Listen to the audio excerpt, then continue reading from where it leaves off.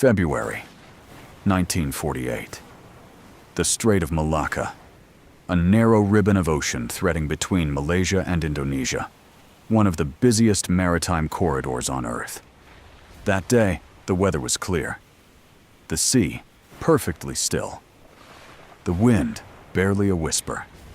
American and British merchant ships moved calmly through these waters. Everything was normal. And then, a signal. Crackling through the radio receivers aboard multiple ships, an urgent transmission arrived in Morse code. 3 dots, 3 dashes, 3 dots, repeated twice. Then, a long chain of dots and dashes followed. Decoded, the message read, SOS, SOS. All officers and crew aboard the SOS Orang Medan are dead or dying. I'm the only one left. I'm dying. Then, silence.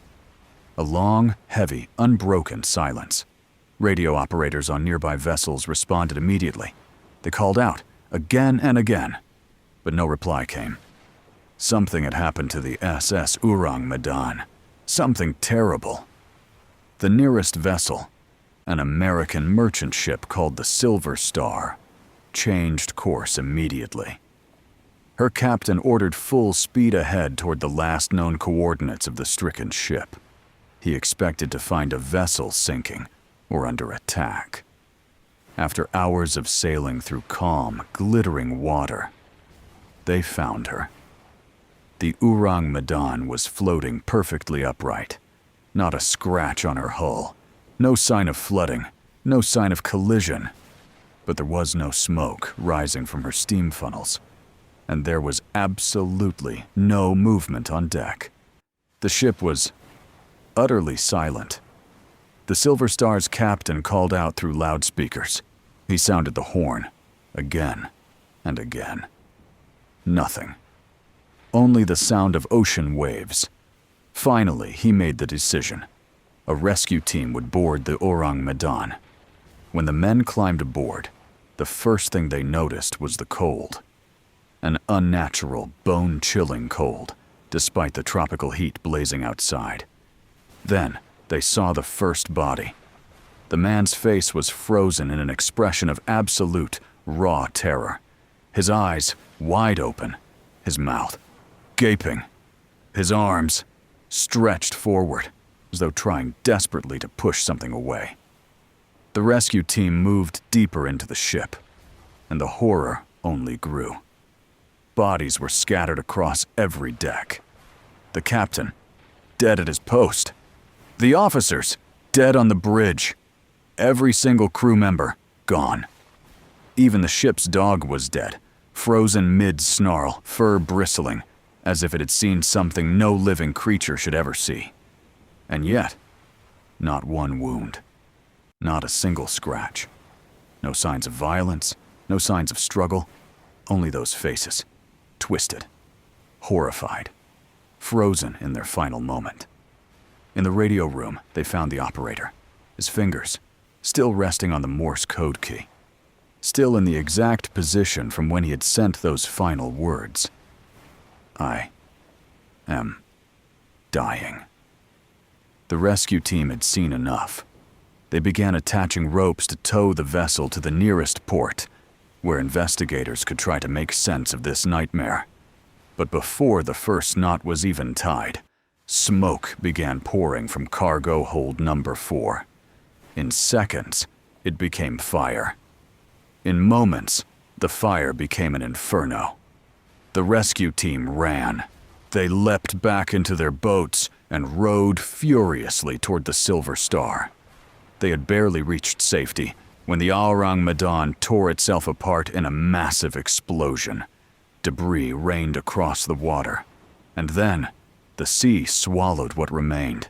Every body, every secret, every answer. Gone. With no physical evidence remaining, skeptics called it a ghost story, a sea sailor's myth.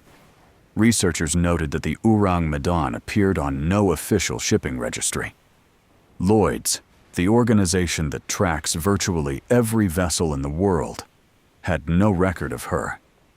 But others pointed to the era, World War II had just ended. Unregistered ships sailed these waters constantly, carrying contraband, black market goods, or things far more dangerous. In 1954, Dutch newspapers published the full account, along with interviews from former crew members. Some claimed the Orang Medan had been secretly hauling illegal cargo, which would explain why she was never registered. Then, in 2003, nearly 50 years after the incident, the CIA declassified a document. A letter dated May 29, 1958, addressed to the agency, stated that the writer believed the tragedy of the Orang Medan, if ever solved, would unlock the mystery of several other unexplained disappearances at sea and in the air. That letter had been kept classified for 45 years. Today, it still exists on the CIA's official website. So what really happened? The most compelling theory points to chemical cargo. World War II left behind vast stockpiles of deadly materials: potassium cyanide, nitroglycerin, experimental biological agents. If seawater made contact with potassium cyanide, it would release a toxic gas, one capable of killing every person aboard within minutes, without leaving a single visible wound. And nitroglycerin, if improperly stored, can detonate spontaneously, which could explain the explosion that consumed all the evidence. Some theorize the ship may have been transporting materials linked to Unit 731, the Japanese Army's secret biological warfare division. A covert mission, an unregistered ship, a lethal cargo that killed its own crew from the inside, and an explosion perfectly timed to destroy every trace. Or was there something else entirely? The Silver Star's crew described an atmosphere of crushing, inexplicable dread aboard the ghost ship. The dog, frozen in a posture of pure aggression, reacting to something invisible. The cold that had no source. The faces of the dead, not peaceful, not neutral, but shattered with terror. Whatever they saw in their final moments, no one survived to tell us. The truth of the Orang Medan lies somewhere beneath the dark waters of the Strait of Malacca, alongside the bones of her crew and whatever it was that killed them. Old sailors who still pass through these waters speak of her in hushed voices.